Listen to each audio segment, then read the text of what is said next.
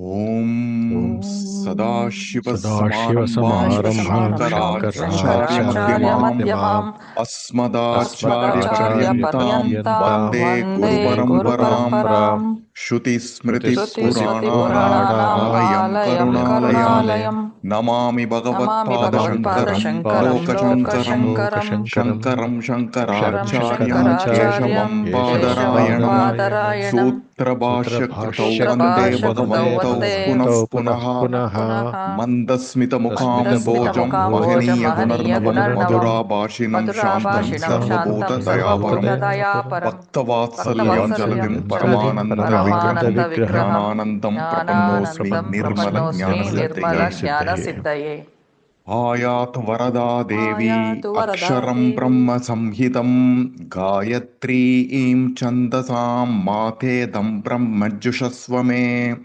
Ojosi Sahosi Bhalamasi Brajosi Devanam Damanamasi Vishwamasi Vishwayu Sarvamasi Sarvayu Rabiburom Gayatri Mavahayami Savitri Mavahayami Saraswati Mavahayami Chandarshi Navahayami Shiyamavahayami Gayatriya Gayatri Chando Vishwamitra Rishi Savita Devata Nirmukam Brahma Shiro Vishnu Hridayagum Rudrashika Prithvi Yoni Prana Panavyano Dana Samana Saprana Shvetavarna Sankhyayan Sagotra Gayatri Chaturvigam Shatyakshara Tripada Shatkukshi Panchashirsha Panayena Viniyoga Om Bhuhu Om Bhuvaha Ogum Suvaha Om Mahaha Om Janaha Om Tapaha Ogum Satyam Om Tatsavidurvarenyam Bargo Devasya Dhimahi Diyo Yona Prachodayat Om Apo Jyotiraso Amritam Brahma Bhuvaswarom. We begin Adi Shankara Bhagavad Pada's Soundarya Lahari. See, Adi Shankara Bhagavad Pada has composed many stotrams, and Soundarya Lahari is one of his greatest compositions. It's the gem of his composition. Sometimes you hear certain concerns. Is Soundarya Lahari, is it really a work of Adi Shankara Bhagavad Pada? So this question is lingering with some people. And that is how the popular mind has been made to believe. However, the Paramacharya of Kanchi has categorically said Soundarya Lahari is a composition of Adi Shankara Bhagavad Pada, and this has to be taken as the truth. And the Kanchi Acharya Chandrasekhara Saraswati is highly regarded for his profound discourses and also the annotations on Soundarya Lahari. So if you look at his explanations, I would say they are the best.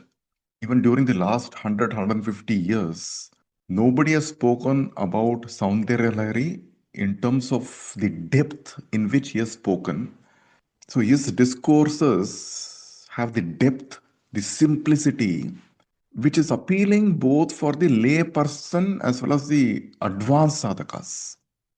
And especially Paramacharya, he was known for simplifying complex spiritual texts, which can be appealing for the modern mind, with lot of Vedantic insights, Vedantic depths, bringing in the tantric aspects of Soundarya Lahari, so that this is available for a wider audience. He spoke about Bhakti, he spoke about Tantra, he spoke about Advaita. So much of depth appeals to every mind. And that is the reason whatever he said on Soundarya Lahari is always regarded in high esteem by many people, because he had unique insights and the ability to connect with, see, look at our Shastram, the Vedas and other Shastram, they give us so much. They got such a wisdom. He called this as ancient wisdom. And his ability to connect this ancient wisdom, provide deep insights where people can use these wisdom in their daily life. And that's the reason his interpretation of Soundarya Lahari is held in such an high esteem by many people. I just wanted to bring this up. He took his sannyasa when he was about 12 years old. So Soundarya Lahari has got a lot of bhakti in it. Not only bhakti, Adi Shankara Bhagavad also brings the Upanishadic wisdom or the Advaitic wisdom into Soundarya Lahari. And Ishvara Bhakti is inclusive in Advaita. There is no Advaita without Ishvara Bhakti. And we have seen, many people, during the last 100, 150 years, people who lived, in this bhumi, like Sadashiva Brahmendra or Ramakrishna, even in the past, Madhusudana Saraswati, they all propagated bhakti along with the wisdom. They stood for Advaita Jnana. They understood what bhakti is, and also that bhakti is inseparable from Advaita Jnana. And the recent example during the last century is Ramana. Because Ramana had so much of reverence for Arunachala, isn't it? See, when you have this reverence for Arunachala, it also means bhakti for Arunachala. And today, what we see is, see, there is a gradual loss of Guru Sishya Parampara today. Because if we have to understand any scriptural text, whether it is Soundarya Lahari or any meditation, for example, the knowledge has to come from Guru Parampara. And today we see there is a gradual loss of Guru Sishya Parampara. And what is the advantage of getting the knowledge through a Guru Sishya Parampara? Because a Guru watches the progress of the disciple, like how, if you want to grow a beautiful tree, you water the tree and you patiently look and enjoy the growth of the tree. And that is the attitude towards the Sishya by the Guru. A Guru watches the progress of the disciple. And the tree grows and the fruits start ripening. To that extent, the Guru monitors the disciple. Like, for example, how a doctor monitors his patients. And today, what we see is there's so much of information available. Along with the information, we also see so much of noise as well when it comes to the Vedantic literature, the scriptural, our traditional scriptures.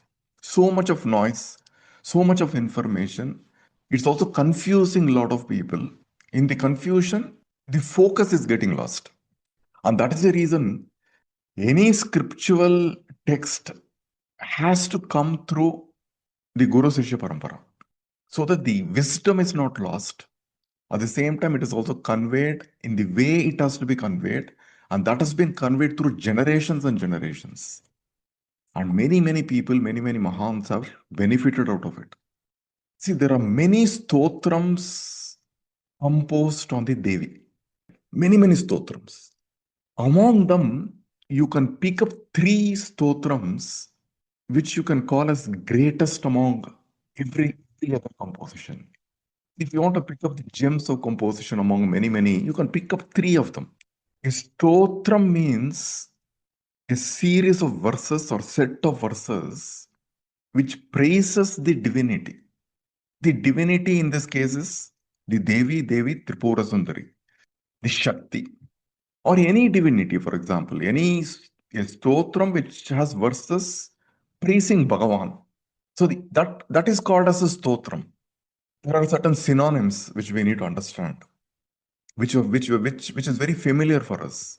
For example, we say stutihi, we say stotram, we also say stavaha. Stutihi, stotram, stavaha. Stutihi is Strilinga, feminine gender. Stotram is Napumsakalinga, which is neutral gender. And Stavaha is Pullingaha, masculine gender. So a work or a scripture which consists of verses or compositions in praise of Bhagavan is a stotram. And typically when a stotram is composed, the stotram is always composed on the divinity, not on the ordinary people. It's always on the divinity. But in the past, there were certain exceptions. So when we had the kings and the queens and the emperors, the poets used to compose verses in praise of the kings because the kings were upholding dharma. So those are exceptions. Otherwise, a stotram is always composed on the divinity. A stotram contains a series of verses which praise the divinity. Stotram is not composed on ordinary people. And in every language, there is a stotram, correct? Not necessarily in Sanskrit. In every language, there is a stotram. Now, this particular text we are picking up, Soundarya Lahari, is in the praise of Devi. And as I said, there are many compositions on the Devi, many stotrams on the Devi, out of which you can pick up three of them, which are really great. And one of them is Dvishati, Devi Dvishati. Devi Dvishati was composed by Durvasa Maharishi, and Devi Dvishati has got 200 verses. It is also called as Arya Dvishati and also Lalita Stavaratnam. So that is one composition composed by sage Durvasa describing goddess Kamakshi in about 200 verses. Durvasa has been a great devotee of goddess Kamakshi and also Lord Shiva. And in his verses, he highlights the power of the Shakti, the power of the Divine Mother, and the sacred presence of Shiva in everything. So Devi Dvishati or Lalita Stavaratnam. So these are some of the names in which this composition goes with. The second composition is written by Mooka Kavi. So we don't know what is the original name of Mooka Kavi. Mooka means a person who is dumb, who cannot speak. He was living in Kanchipuram and he had profound bhakti towards Kamakshi. And he composes a set of verses called as Mooka Panchashati, which comprises of about 500 verses. It is said that, Mooka Kavi used to go to Kanchi Kamakshi temple and one day he suddenly started composing this scripture. Because it is said that one day he sees the lips of the goddesses, or he had the darshan of the goddess, and suddenly he started composing poems. And he was also one of the Kanchi Shankaracharyas. He might have lived around the 5th century CE, around that, about 1500 years back. So that is this period roughly. So Mooka Panchashati is the second one, which has been composed in the praise of the Devi. And the next one is Soundarya Lahari. So Soundarya Lahari has got 100 verses. A Lahari means a large wave. Large wave is a Lahari. So Soundarya means beauty, gracefulness. And Soundarya Lahari has got 100 verses. It's one of the greatest compositions of Adi Shankara Bhagavad Pada. So these are the three sets of compositions which exalt the Devi. Gems of all the compositions which are available for the Devi. So there is a small story behind Soundarya Lahari. So the first part of the Soundarya Lahari has got 41 verses, which is called as Ananda Lahari.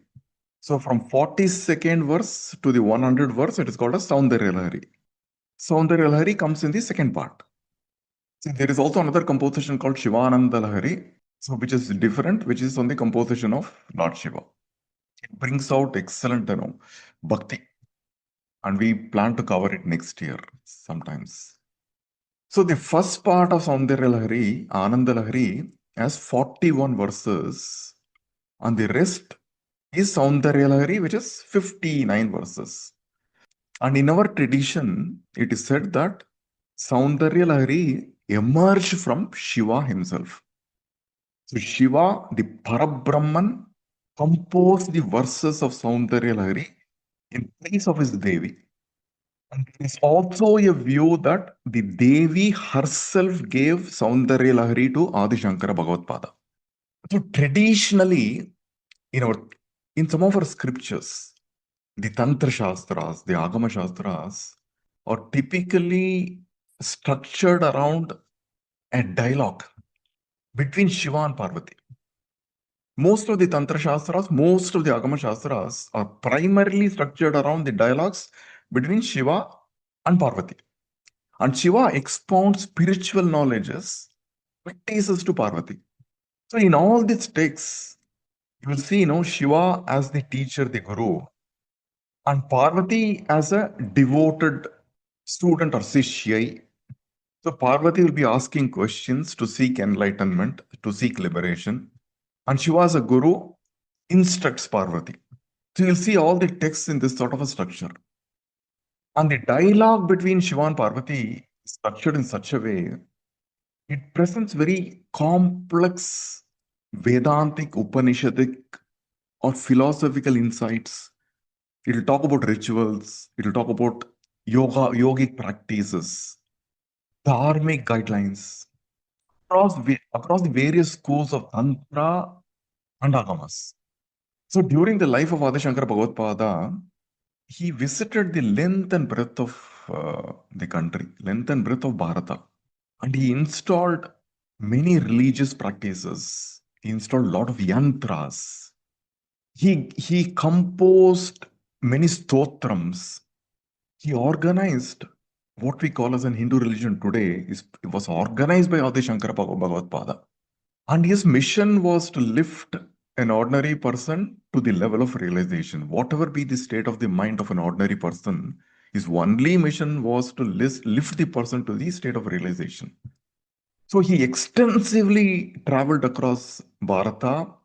He established yantras, he established religious practices. And that is the greatness of Adi Shankara Bhagavad-pada. It is also said that he visited Kailasha and Shiva gave him 5 Spatika lingas and also 100 verses of Soundarya Lahari. So having obtained Soundarya Lahari, was coming back. This is just a story. Okay. While coming back, Nandi did not want Shankara to take anything from Kailasha, and he was obstructing Adi Shankara Bhagavad-pada. So both had a tug of war. So in the tug of war, what happened was Nandi grabbed half of the verses, and Shankara was left with only 41 verses of Ananda Lahari. So rest was with Nandi, and Nandi was not interested to give it to Shankara. And Shankara later composed the rest as Soundarya Lahari. So totally it is 100 verses, 41 verses of Ananda Lahari, and the rest is Soundarya Lahari. That is the story. So we will not read too much into the story. The story is only to preserve certain information. Just leave the story as it is. Even though story is interesting, we will not read too much into the story, but let us bring the mind back into the composition of Soundarya Lahari. So what is Soundarya Lahari about? So one angle you can look at Soundarya Lahari as a celebrated great poetry. Not only that, it has got profound Vedanta insights, Vedantic wisdom.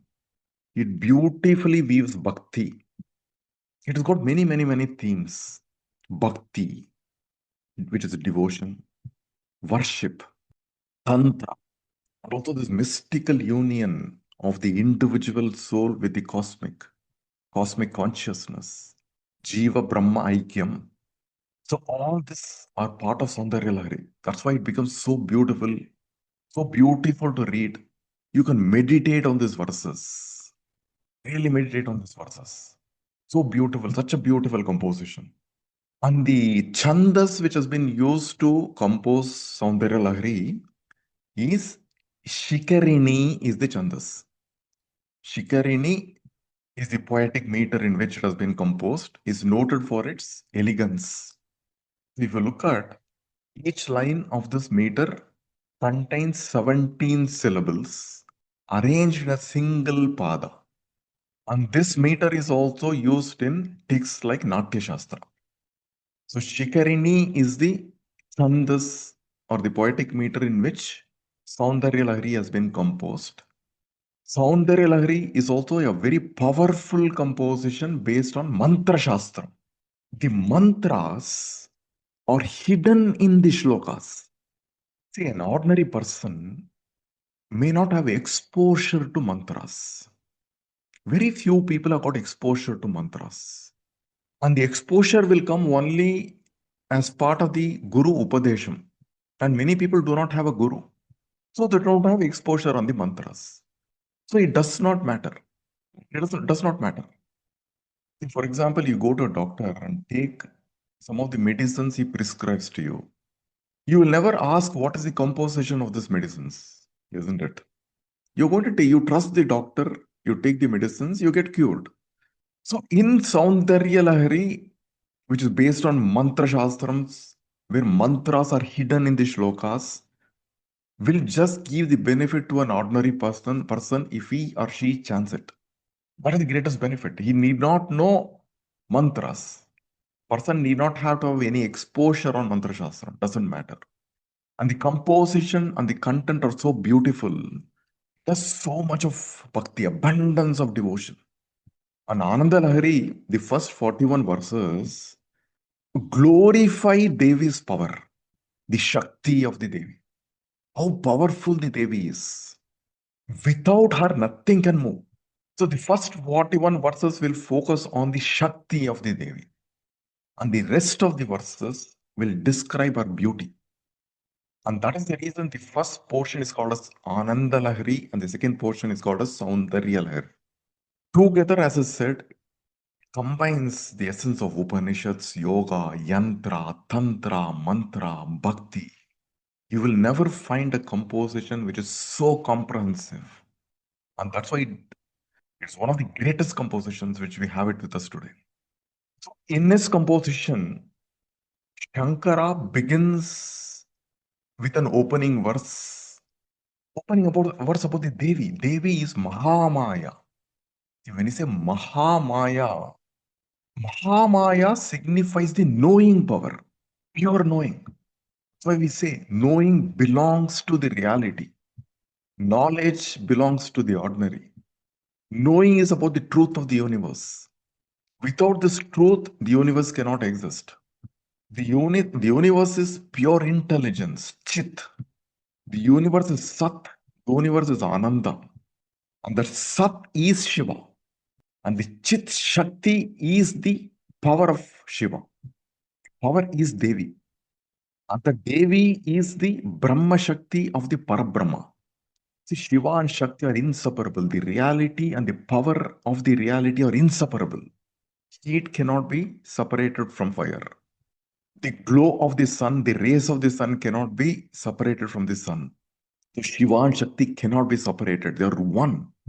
To understand that divinity, we look at them as two. And that power is pure knowing. Pure knowing. Sakshi, you can call this the Sakshi. Chit, Sat, Ananda, pure knowing. And the knowing power is intrinsic in that Parabrahman. Both cannot be separated.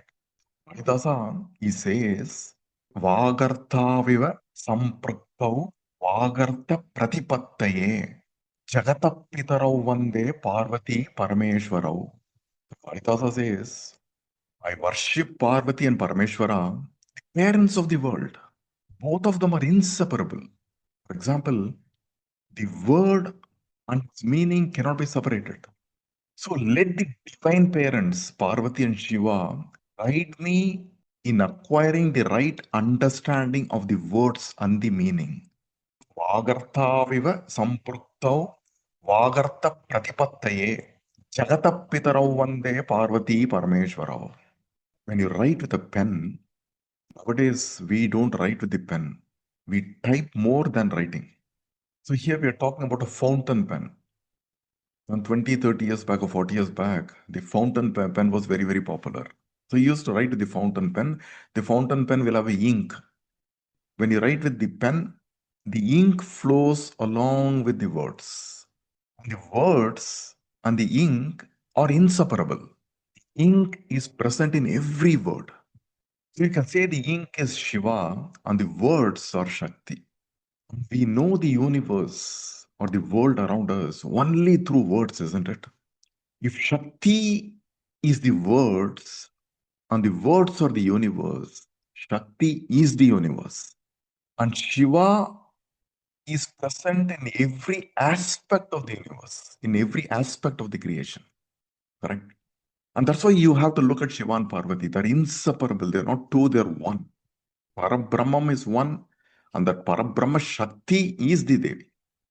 Inseparable. Like how our Shakti cannot be separated from us. See, we all have Shakti, isn't it?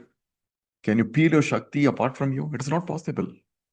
So Shiva enjoys the state as the Lord of the universe only because of the power of the Devi.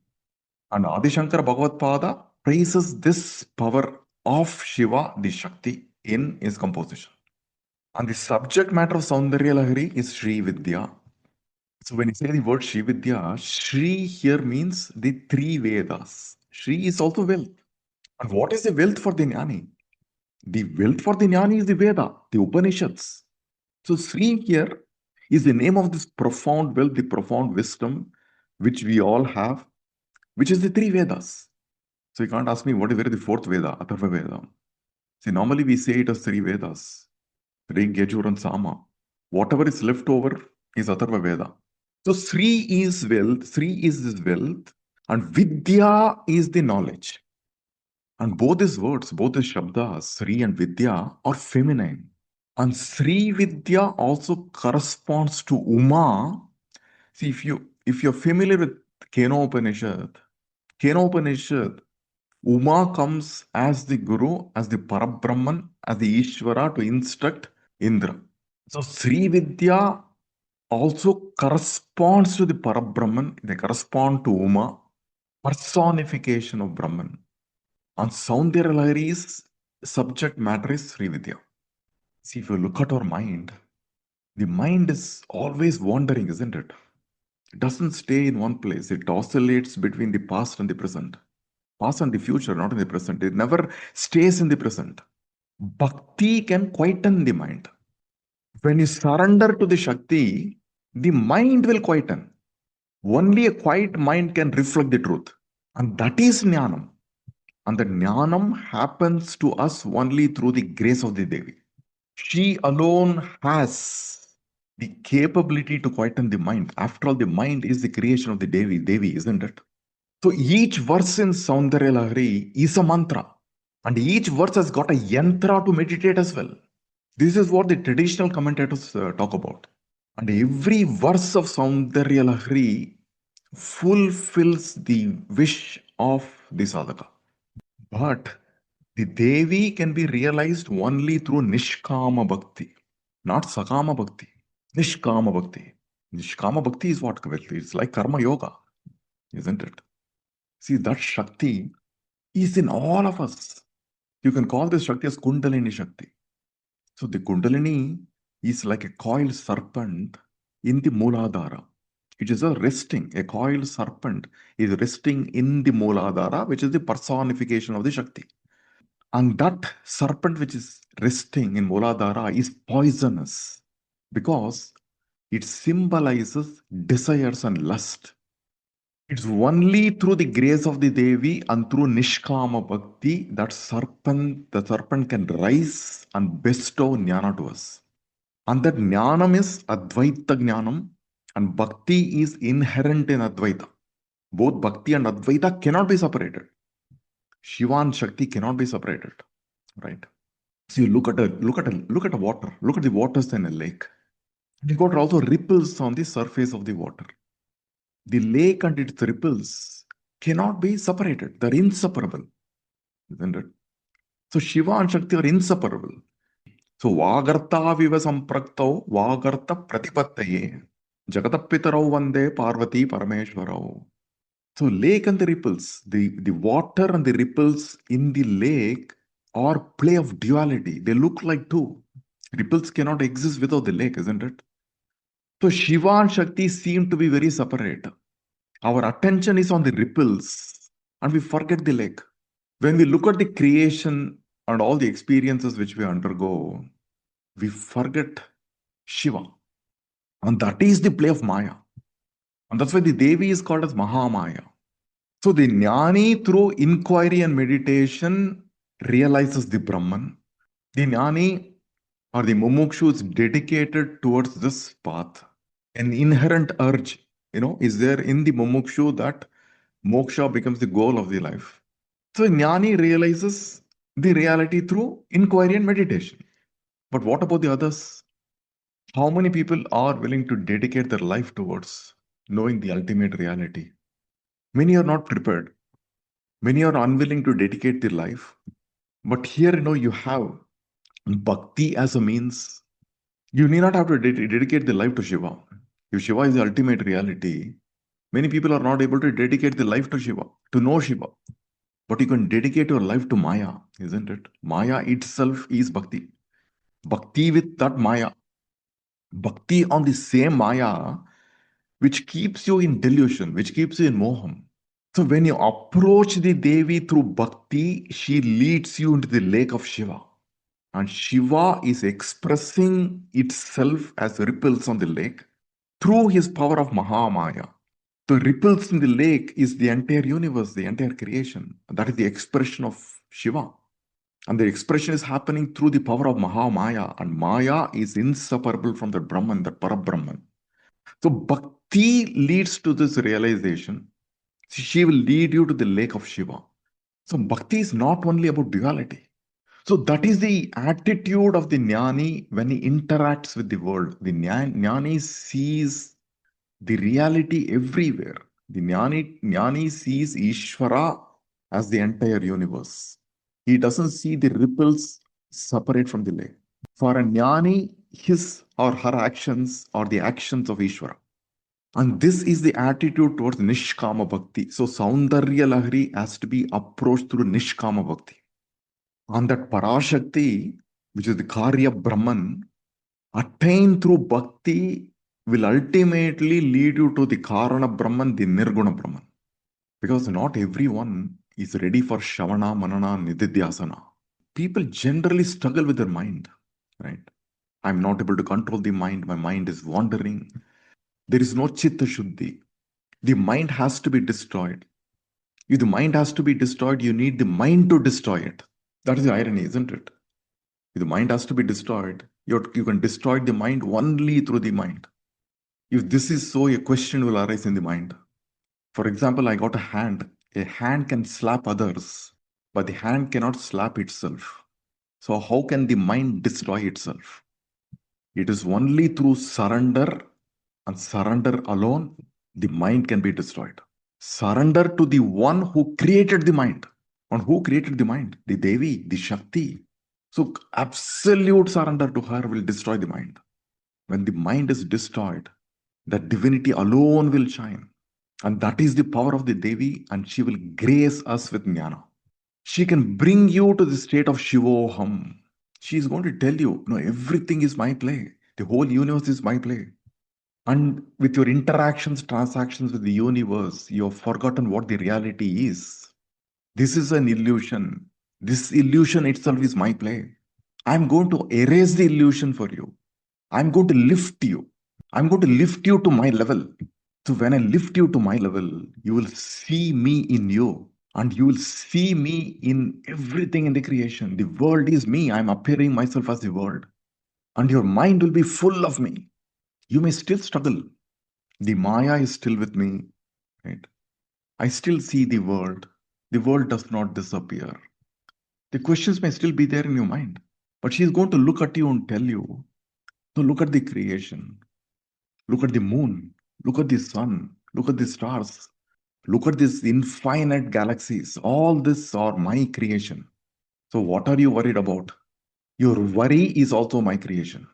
So what are you concerned about? Your concern is also my creation.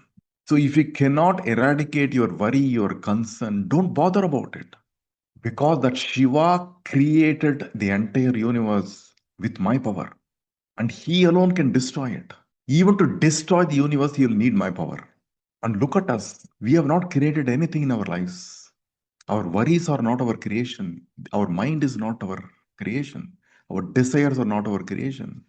How can we destroy something which we have not created? How can you destroy something which you have not created? We all say, no, my mind is troubling me. I have to calm my mind. I have to get over my troubles. How can you destroy your troubles? How can you destroy your desires? How can you destroy your concerns? It's all my creation. It's not your creation. I alone can destroy. Shiva will destroy, but he will be able to destroy only through my power. So you surrender to me, completely surrender to me. Surrender to me with total devotion. Surrender to me with Nishkama Bhakti. Develop that Nishkama Bhakti towards me. I will take care of you. Right? Even though we say sea, lake, ripples on the lake, waves on the lake, everything is sea itself, isn't it? Everything is sea. There's nothing outside the sea. Every lake is part of the ocean. Everything we see in the creation is part of the Devi. That Devi is Parabrahman. The surrendering to Parabrahman with absolute Nishkama Bhakti will destroy the mind. So when the mind is destroyed, the reality shines. Reality has not gone anywhere. It's always there. We are not able to see it because of the illusion. That illusion again is created by this Mahamaya. So she alone can remove that illusion. So a jnani's mind is turned towards Shavana, Manana, Nididhyasana only because of her grace. It's her play alone. Otherwise, how will the jnani get jnana? So a jnani who is realized has a different attitude towards the world, unlike an ordinary person. A jnani is simply watching the world, enjoying the world, like how you will enjoy a football match or a cricket match. Because the jnani is established in the bhakti of the Devi, and that's why the jnani becomes a sakshi to everything. So for the person who has not realized the truth yet, enjoys bhakti. An ordinary person can enjoy bhakti, right? Enjoy bhakti and through bhakti get the realization. Whereas a realized person enjoys the bhakti as nishkama bhakti. See, you got an ordinary person and a realized person. So the ordinary person should enjoy bhakti, or the ordinary person enjoys bhakti through which the person gets jnana. Whereas the realized person, a jnani, still enjoys bhakti as nishkama bhakti. And it is the Devi, the Shakti alone who gives these bhakti to these two types of people. And once we realize the Parabrahman, once we realize the nature of the Parabrahman, it is about just holding on to her. If we don't have the necessary stamina to go towards a jnanam, we can approach the Devi through bhakti. It is not difficult. Approach her through bhakti. This moment onwards, start seeing the world as just the play of the Shakti. Not to get distressed about the world. Not to get distressed about our mind. Not to worry or don't get worried about releasing from problems in your life. I got so many problems in my life. I want to get released from my problems. Don't even worry about it. Don't worry about moksha. Don't worry about liberation. Just develop bhakti towards the Devi. Develop nishkama bhakti towards the Devi, and then she will pave the way for jnana. And that's why when you see the jnani is always established in her. The jnani is always established in the Parabrahman. Nothing troubles the jnani. So the Devi descends down on those who recite Soundarya Lahari. The Devi descends down on those who recite Soundarya Lahari with this understanding. She descended on Adi Shankara, and hence she was able to compose Soundarya Lahari.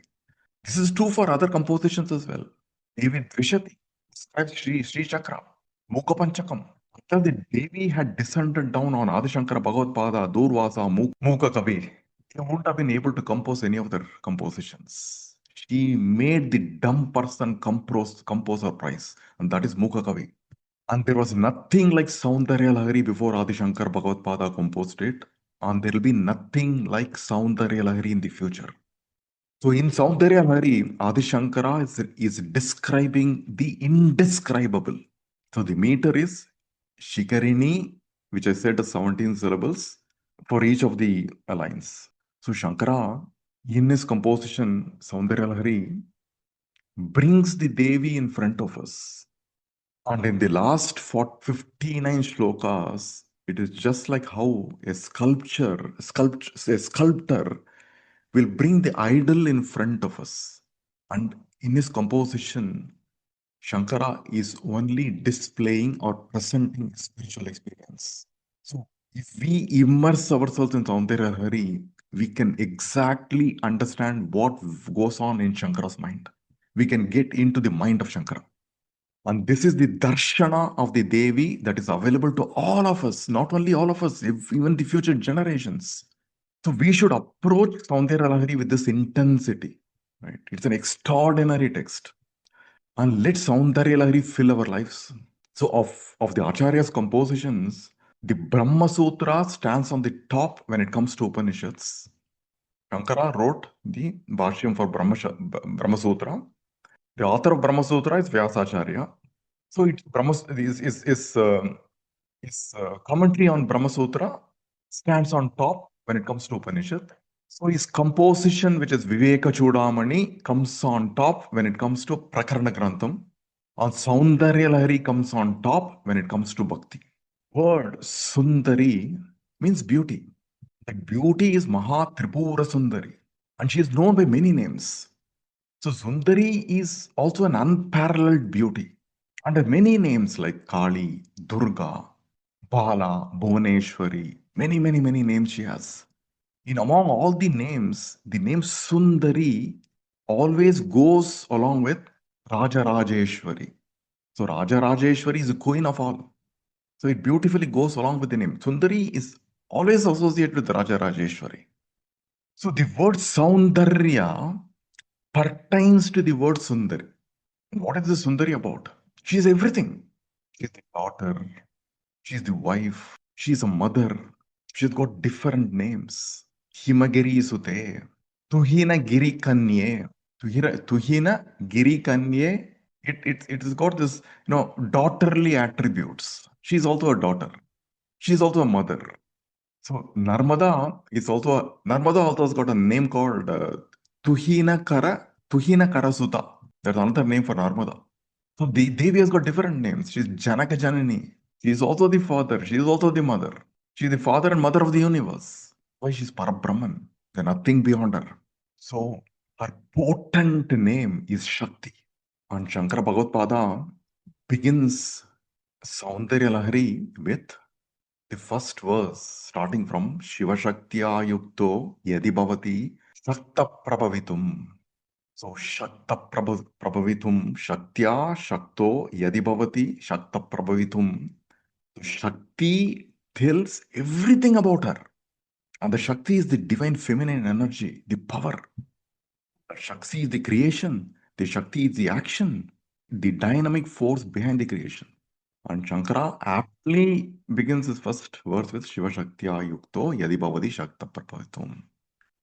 So what we will do is, we'll just chant the first verse in this session, the first shloka in this session. So I would encourage everybody to chant, because it itself is a great meditation.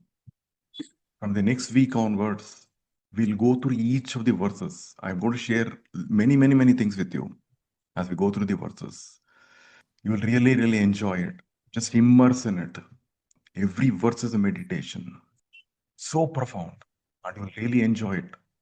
Not only enjoyment, your life will be transformed when you absorb it. It will be transformational for you. This session will just chant the first verse. Next session onwards, we'll go through the meanings behind the verses and what Shankara is trying to convey to us. So I'll have Sunita ji, please. Yes, Guruji. Yeah. Om Shiva Shaktya Yukto Yadhi Bhavati Shakta Prabhavitum Na Chedevam Devo Na Khalu Koshala Spanditumapi Atastvamaradhyam Hariharavirincadibhirapi Pranantum stotum va Kathamakruta punya prabhavati.